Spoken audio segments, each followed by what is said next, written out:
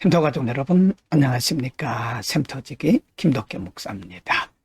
오늘은 사무엘하 24장 1절부터 17절까지고요. 오늘 본문 말씀은 다윗의 인생 말년, 특별히 왕으로서의 마지막 행적에 대해서 기록을 하고 있는데요. 특별히 다윗이 마지막에 인구조사를 했다가 하나님께 징계받는 장면을 기록을 하고 있습니다. 24장 1절부터 7절입니다. 이 부분에는 절수가 많고 글자가 작아 보여서 화면 아래의 말씀을 참고하시면서 시청하시기 바랍니다. 1절 여호와께서 다시 이스라엘을 향하여 진노하사 그들을 치시려고 다윗을 격동시키사 가서 이스라엘과 유다의 인구를 조사하라 하신지라. 2절 이에 왕이 그 곁에 있는 군사령관 요압에게 이르되 너는 이스라엘 모든 지파 가운데로 다니며 이제 단에서부터 부엘세바까지 인구를 조사하여 백성의 수를 내게 보고하라 하니. 3절입니다. 요압이 왕께 아뢰되 이 백성이 얼마든지 왕의 하나님 여호와께서 100배나 더하게 하사 내 주 왕의 눈으로 보게 하시기를 원하나이다. 그런데 내 주 왕은 어찌하여 이런 일을 기뻐하시나이까 하되. 4절 왕의 명령이 요압과 군대 사령관들을 재촉한지라 요압과 사령관들이 이스라엘 인구를 조사하려고 왕 앞에서 물러나. 5절 요단을 건너 갓 골짜기 가운데 성읍 아로엘 오른쪽 곧 야셀 맞은 쪽에 이르러 장막을 치고.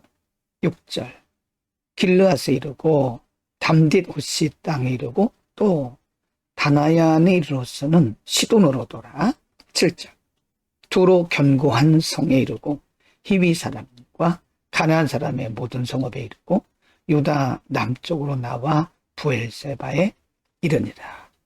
다윗이 인구조사를 하려는 마음을 갖게 되고 요압 장군에게 이 일을 명령했을 때 요압 장군은 당돌하게 왕의 명령에 대해서 조언을 합니다. 하나님께서 얼마든지 100배나 더하게 하실 수 있는데 왜 이렇게 이런 일을 하시냐고. 그러나 왕의 명령이, 다윗 왕의 명령이 워낙 강력하기 때문에 요압 장군은 다윗 왕의 명령대로 인구조사를 하는 모습을 볼 수 있습니다. 때로 하나님께서 우리가 잘못된 길을 갈 때는 사람을 통해서 막아주시기도 하시죠. 그래서 겸손하게 사람의 말도 들을 수 있는 은혜가 우리에게 필요합니다. 24장 8절부터 12절입니다. 다윗 왕의 명령을 따라서 이제 군대들이 나아가 백성의 수를 계수하는 장면입니다. 8절 그들 무리가 국내를 두루 돌아 9달 20날 만에 예루살렘에 이르러. 9절 요압이 백성의 수를 왕께 보고하니 곧 이스라엘에서 칼을 빼는 담대한 자가 80만 명, 유다 사람이 50만 명이었더라. 10절 다윗이 백성을 조사한 후에 그의 마음에 자책하고 다윗이 여호와께 아뢰되 내가 이 일을 행함으로 큰 죄를 범한나이다. 여호와에 이제 간구하옵나니 종의 죄를 사하여 주옵소서. 내가 심히 미련하게 행하였나이다 하니라. 11절 다윗이 아침에 일어날 때에 여호와의 말씀이 다윗의 선견자 된 선지자 갓에게 임하여 이르시되. 12절 가서 다윗에게 말하기를 여호와께서 이와 같이 말씀하시기를 내가 네게 세 가지를 보이노니 너를 위하여 너는 그 중에서 하나를 택하라. 내가 그것을 내게 행하리라 하셨다 하라 하시니 라고 기록하고요. 인구조사를 마치고 이제 요압 장군으로부터 결과를 보고받습니다. 10절에 보면 그 후에야 다윗은 자신이 인구조사를 명령한 것이 하나님 앞에 얼마나 잘못되었는가를 깨닫고 하나님 앞에 회개하며 기도하죠. 24장 13절부터 17절입니다. 글씨가 매우 작아 보이므로 화면 아래 말씀을 참고하시면서 시청하시기 바랍니다. 13절 가시 다윗에게 이르러 아뢰어 이르되 왕의 땅에 7년 기근이 있을 것이니까 혹은 왕이 왕의 원수에게 쫓겨 석 달 동안 그들 앞에서 도망하실 것이니까, 혹은 왕의 땅에 사흘 동안 전염병이 있을 것이니까 왕은 생각하여 보고 나를 보내신 이에게 무엇을 대답하게 하소서 하는지라. 14절. 다윗이 갓에게 이르되 내가 고통 중에 있도다 청하건대 여호와께서는 긍휼이 크시니 우리가 여호와의 손에 빠지고 내가 사람의 손에 빠지지 아니하기를 원하노라 하는지라. 15절입니다.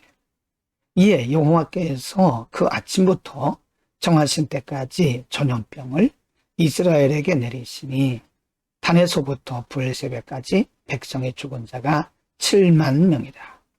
16. 천사가 예루살렘을 향하여 그의 손을 들어 멸하려 하더니 여호와께서 이 재앙 내리심을 뉘우치사 백성을 멸하는 천사에게 이르시되 족하다. 이제는 네 손을 거두라 하시니 여호와의 사자가 여부수 사람 아라우나의 타작마당의 곁에 있는지라. 17절입니다. 다윗이 백성을 치는 천사를 보고 곧 여호와께 아뢰어 이르되 나는 범죄하였고 악을 행하였거니와 이 약무리는 무엇을 행하였나이까 청하건대 주의 손으로 나와 내 아버지의 집을 치소서 하니라.